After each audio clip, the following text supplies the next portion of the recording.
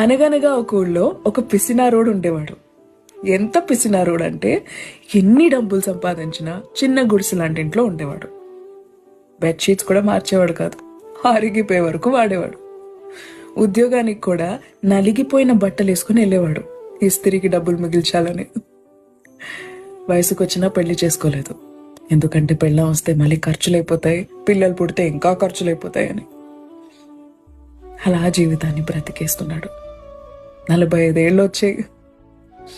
ఇంకా నేను రిటైర్ అయిపోతాను అని అనుకున్న సమయాన తన ఇంటి తలుపు తట్టి మరీ యమధర్మరాజు లోపలికి వచ్చాడు. ఈ సమయం అయిపోయింది, పదా అని. అప్పుడే అయిపోయిందా? ఇప్పటివరకు నేను ₹1,00,00,000 సంపాదించాను, ఈ డబ్బులు తీసుకుని నాకు కొంచెం ఆయుష్ ఇస్తారా అని అడిగాడు. యమధర్మరాజు గట్టిగా నవ్వాడు, కుదరదని చెప్పాడు. ఒక్క క్షణం సమయం ఇవ్వండి,